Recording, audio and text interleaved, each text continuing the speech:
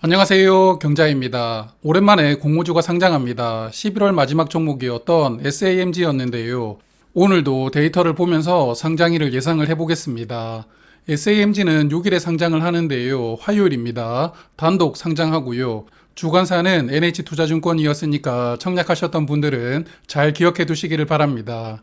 우리 사주조합에 52,500주가 배정이 되었는데 약 12,000주 미달이 나왔더라고요. 그래서 전체 배정 수량의 5분의 1 정도가 미달이 나왔다고 볼 수가 있는데 긍정적이지는 않죠. 미달 물량은 기관 투자자에게 배정이 되었고 일반 투자자는 배정된 35만 주는 모두 소화를 했습니다.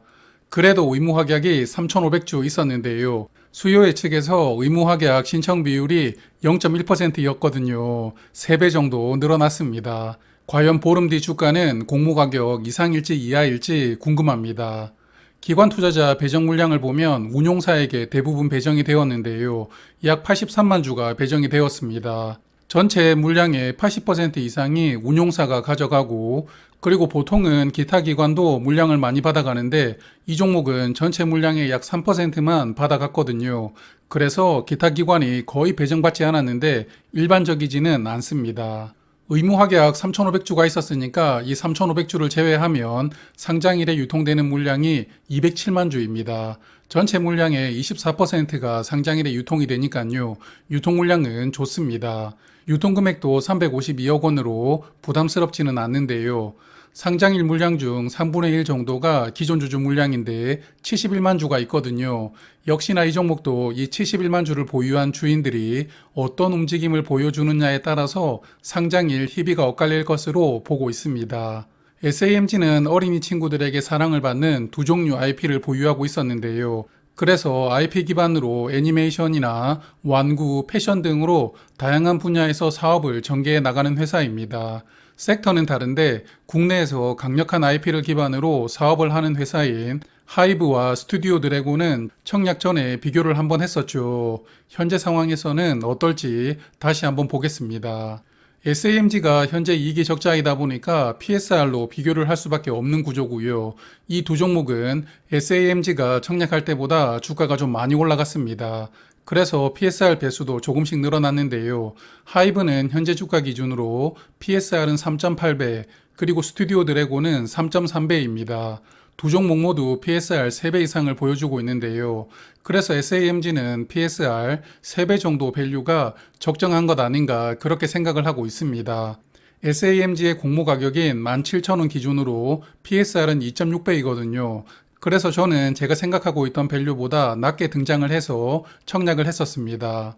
자, 그래서 SAMG가 PSR 3배 정도 주가가 형성이 된다면 19,000원 정도 되거든요. 공모 가격은 17,000원이었으니까 2,000원 정도 상승한 주가입니다.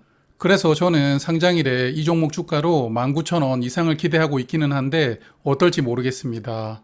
그리고 최근에 변수가 있었는데 한한령 해제 이슈였죠. 11월 23일부터 본격적으로 기사가 나오기 시작하면서 관련 종목들도 주가가 한 차례 업그레이드가 되었는데요. 한한령이 해제가 되었다고 보기는 무리가 있지만 그래도 그 기대감이 완전히 사그라들지는 않은 상황이라고 보거든요. 그래서 SAMG에게도 긍정적으로 작용을 한다고 보고 있는데 이 종목과 유사한 두 종목이 최근 어떤 주가 흐름을 보여주었는지 한번 살펴보겠습니다.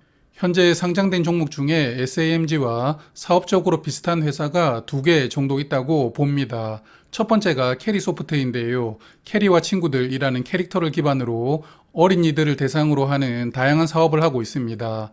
SAMG보다 사이즈가 적지만 사실 사업 구조는 거의 비슷하다고 보고 있습니다. 이 종목 최근 주가를 보면 한한령 해제 이슈가 나오고 난 다음에 주가가 급등을 했습니다. 5,000원대 주가가 단숨에 9,000원대까지 상승했다가 현재는 조정을 받고 있는데요. 왜 이렇게 많이 올랐을까 살펴보니까 이 회사가 만든 어린이 영화가 중국 심의를 통과했다는 기사가 있더라고요. 이 기사까지 겹치면서 주가는 완전히 급등이 나왔는데요. 그만큼 중국 시장이 개방된다는 게 국내 컨텐츠 종목들에게 어떤 이슈로 작용하는지를 보여주었다고 생각을 합니다.